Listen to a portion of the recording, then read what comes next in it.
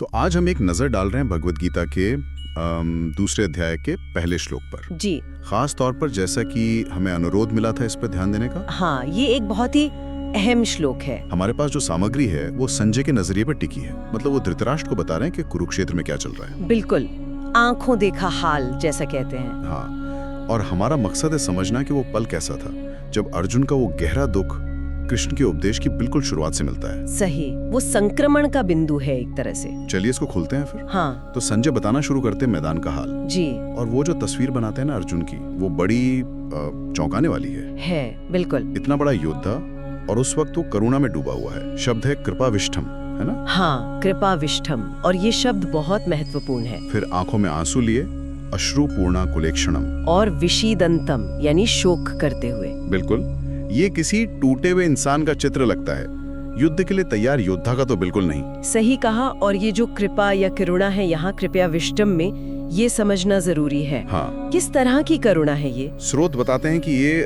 वो वाली दया नहीं है जो मतलब एक संत में होती है। ये मोहों से पैदा हुई करुणा है। अच्छा, मोह से मतलब अपनों के प्रति लगाव। बिल्कुल, उनका जो वो व्यक्तिगत लगाव है ना अपने रिश्तेदारों गुरुओं से, वो उनके क्षत्रिय धर्म, उनकी जो ड्यूटी है उसके आड़े आ रहा है। हाँ। ये एक असली, जिसे कहते हैं ना, धर्म संकट है। सही बात है, जहाँ समझ नहीं आता कि क्या सही है क्या गलत। दिल कहीं खींच रहा है, दिमाग कहीं और। हाँ बिल्कुल, वही स्थिति है। और फिर वो आंसुओं से भरी व्याकुल आंखें, अश्रुपूर्णा कुलेक्षणम, वो तो उनकी हालत साफ दिखाती हैं। हाँ, ये सिर्फ दुख नहीं है, ये उनके अंदर जो भयानक उथल पुथल मची है उसको दिखाता है। मन कितना बेचैन है, बिखरा हुआ एकदम।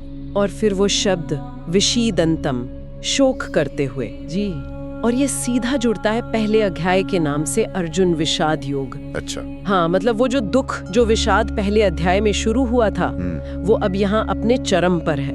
अर्जुन भावनाओं के बोझ तले जैसे पूरी तरह दब गए हैं। उफ, ये हालत देखकर तो कोई भी हिल जाए।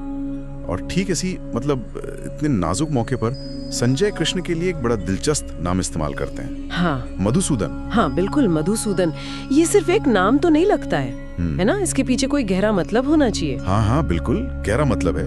मधुसूदन का अगर शाब्दिक अर्थ देखें तो है मधु नाम के दैत्य का नाश करने वाले। मधु दैत्य का नाश करने वाले। जी, और स्रोत इशारा करते हैं कि संजय का ठीक इसी वक्त ये नाम चुनना, ये कोई बस ऐसी नहीं है। ये बहुत सांकेतिक है। सांकेतिक कैसे? जैसे कृष्ण ने बाहरी राक्षस मधु को मारा था, वैसे ही अब वो अर्जुन के अंदर जो राक्षस बैठा है ना, अंदर का राक्षस। हाँ, मतलब शोक और मोह का राक्षस। अच्छा, उसको मारने वाले हैं। ये नाम एक तरह से भविष्यवाणी जैसा है, एक इशारा है कि अब जो ज्ञान आने वाला है, कृष्ण जो उपदेश देंगे, वो अर्जुन की इस हालत का इलाज करेगा। वाह, मतलब ये नाम उम्मीद जगाता है कि अंधेरे के बाद उजाला आएगा। बिल्कुल, कि इस विषाद का अंत होगा। तो अगर हम इसको समेटें तो ये एक अकेला श्लोक एक पुल जैसा है। हाँ बिल्कुल सही समझा, एक पुल की तरह है। एक तरफ है पहले अध्याय का अर्जुन का वो गहरा दुख, विषाद, और दूसरी तरफ है दूसरे अध्याय से शुरू होने वाला कृष्ण का वो दिव्य उपदेश, वो ज्ञान। और ये श्लोक ठीक बीच में है। एकदम बीच में। ये ठीक वो पल है जहाँ शिष्य यानी अर्जुन पूरी तरह से हार मान चुका है, निराशा में डूबा हुआ है, और गुरु यानी कृष्ण अब उसे सहारा देकर उस अंधेरे से बाहर निकालने के लिए तैयार है।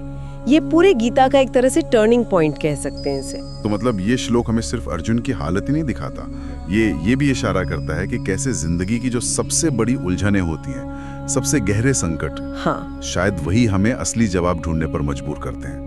जैसे जब हम रास्ता खो देते हैं, तभी शायद किसी गाइड की, किसी मार्गदर्शक की जरूरत सबसे ज्यादा महसूस होती है। बिल्कुल सही, बिल्कुल।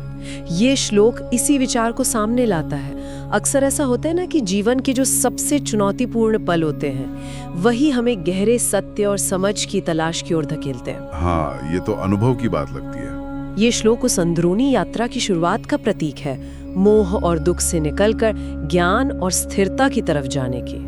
यहाँ एक बात सोचने वाली हो सकती है हम सब के लिए। क्या?